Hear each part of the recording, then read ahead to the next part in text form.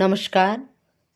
कक्षा 10 सप्तमः पाठः मे अनारतं भारतम्। कक्षा 10 संस्कृत संबोधिनी। द्वितीयो भागः अनिवार्यसंस्कृतस्य पाठ्यपुस्तकम्। तो आइए इसके प्रश्न अभ्यास देखते हैं। अभ्यास प्रश्नाः। एक पदेन उत्तरत्। एक पद में प्रश्नों का उत्तर देना है। प्रश्न संख्या 1 है मम भारतम किम उद्घोषयत्। उत्तर है विश्वबंधुत्वा। दूसरा प्रश्न है अन्याम वाचं ब्रुवद राष्ट्रभाषायुतं किम वर्तते। इसका उत्तर है वर्धते। किम आएगा यहाँ पर, किम वर्तते, तो उत्तर है वर्धते। दूसरा प्रश्न है अगला, ग का पाप संहारिणी। उत्तर है मंदाकिनी। घ को भूतले भाति। उत्तर है भारतम। गौ मोदाकुला का अस्ति। उत्तर है संस्कृत भाषा या देववाणी या भारतम। तीनों में से आप किसी एक को लिख सकते हैं। अगला प्रश्न संख्या 2 है पूर्ण वाक्येन उत्तरत्। पूरे वाक्य में प्रश्न का उत्तर देना है। तो क्या है, कस्याः भाषायाः युक्तं मम भारतं वर्धते। उत्तर है राष्ट्रभाषायाः युक्तं मम भारतं वर्धते। यहाँ पर प्रश्नवाचक चिन्ह गलती से प्रिंट हो गया है। अथवा या तो ये भी लिख सकते हैं आप, या ऐसे भी लिख सकते हैं संस्कृतम प्राकृतम तमिलम तेलुगुम कन्नडम केरलीम बांग्लाम आंग्लाम ताम ताम च अन्याम वाचं ब्रुवद राष्ट्रभाषायुतं मामकं भारतं वर्धते। तो दोनों ही सही हैं, जो भी आपको उचित लगे आप लिख सकते हैं। अगला प्रश्न है भारते कानि कानि प्रमुखानि पर्वाणि संति। भारत के कौन कौन से प्रमुख पर्व हैं। उत्तर है होली, दशहरा, कोजागरी, पोंगल, श्रावणी, दीपमाला, लोहड़ी, ईद, ओणम इत्यादयः भारतस्य प्रमुखाः पर्वाः सन्ति। ये भारत के क्या हैं, प्रमुख पर्व हैं। अगला प्रश्न है ग भारतस्य जनानां चित्तं केषु रतः। उत्तर है भारतस्य जनानां चित्तः शुभलोकगीतेषु नृत्येषु लोकाचारेषु च रतः। यानी कि भारत के लोगों का मन इन चीज़ों में लगा रहता है। अगला प्रश्न है पाप संहारिणी चारु संचारिणी च के नद्यौ स्तः। यानी कि पापों का संहार करने वाली नदी कौन सी है। उत्तर है मंदाकिनी, गोदावरी, पाप संहारिणी, चारु संचारिणी च नद्यौ अस्ति। अगला प्रश्न है भारते का प्रमुखाः भाषाः सन्ति। भारत की कौन कौन सी प्रमुख भाषाएं हैं। उत्तर है भारते संस्कृतम, प्राकृतम, तमिलम, तेलुगु, कन्नडम, केरली, बांग्लाम, आंग्लाम एवं राष्ट्रभाषा भाषाः सन्ति। ये भारत की क्या हैं? राष्ट्रभाषाएं हैं। प्रश्न संख्या 3 है निर्देशानुसारम उत्तरत। निर्देश के अनुसार प्रश्नों का उत्तर देना है। को है पुण्यम इति पदस्य विलोम पदम अत्र किम प्रयुक्तम।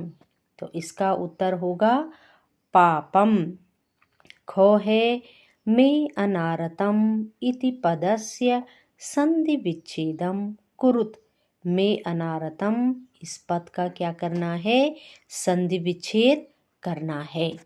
तो ये है मधन अनारतम, अयादि संधि इसमें है। गौ है मोदाकुला इत्यस्य विशेष्य पदम किम। मोदाकुल का विशेष्य पद क्या है? उत्तर है मोदक। घौ है भूतले इति पदे का विभक्ति। इसमें है सप्तमी विभक्ति। अगला है निरंतरम अस्य पर्याय पदम अत्र किम। निरंतर का यहाँ पर्याय पद क्या है? उत्तर है सततम, शाश्वतम और अनवरतम। अगला प्रश्न संख्या 4 है रिक्त स्थानानि पूरयत। रिक्त स्थानों की पूर्ति करनी है। तो पहला है क विश्व बंधुत्वम। रिक्त स्थान में आएगा उद्घोषयत विश्वबंधे चरित्रैः जगत्य पावयत। ये जो लाल लिखा है ये रिक्त स्थान में आपको भरना है। ख है संस्कृतम प्राकृतम तमिल तेलुगु कन्नडम केरलीम बांग्लाम आंग्लाम। ये रिक्त स्थान में भरेंगे। अगला है ग भूतले भाति तन्मामकम भारतम। तन्मामकम। घ है होलिका दशहरा पर्व कोजागरी पोंगल श्रावणी दीपमालाया मय। ये दीपों के क्या हैं? पर्व हैं। गौ हैं लोक नृत्येषु चित्तम यदीयम रतम। ये रिक्त स्थान भरेंगे। अगला प्रश्न है प्रश्न संख्या 5 अधोलिखितैः पदैः एकैकं वाक्यम लिखित। जो पद हमारे पास दिए गए हैं उनसे हमने क्या है एक एक वाक्य संस्कृत में लिखना है। तो जैसे पहला पद है कुटुंबम। तो कुटुंबम यानी कि परिवार। ये एक उदाहरण भी यहाँ पर है कि मम कुटुंबम अतीव स्नेहपूर्णम अस्ति। ये 4 वाक्य मैंने बनाए हैं, यह आपकी सुविधा के लिए है।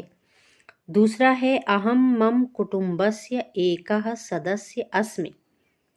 मैं अपने कुटुंब का क्या हूँ? एक सदस्य हूँ।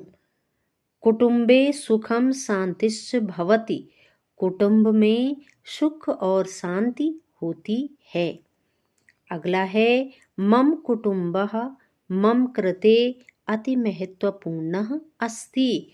मेरा कुटुंब मेरे लिए अत्यधिक महत्वपूर्ण है। अगला जो शब्द है वो है वाचम। वाचम का अर्थ होता है वाणी।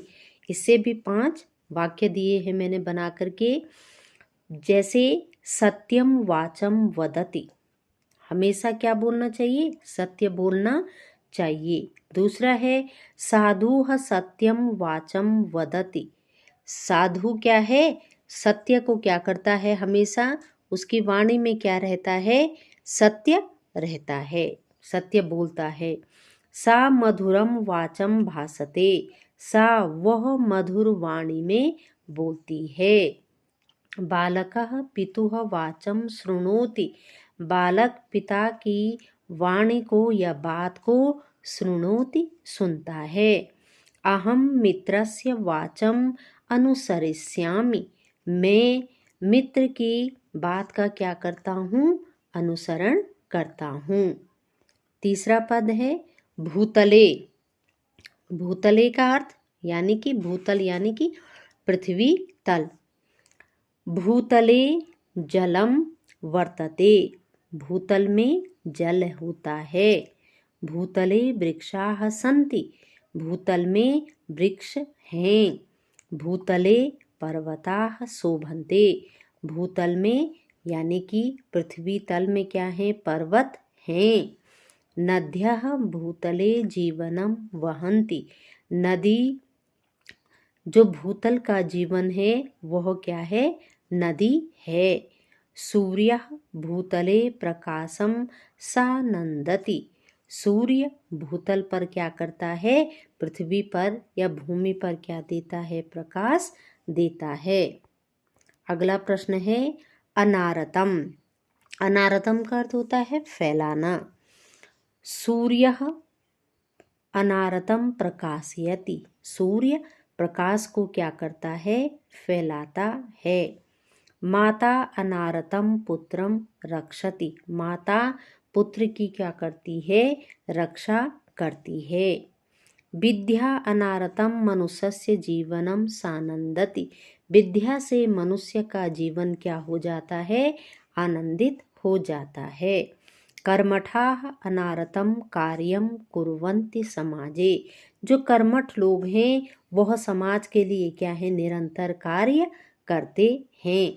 विद्यार्थिनः अनारतम पठन्ति पुस्तकान्। विद्यार्थी को लगातार पुस्तक पढ़नी चाहिए। अगला है चित्तम। चित्तम का अर्थ है हृदय।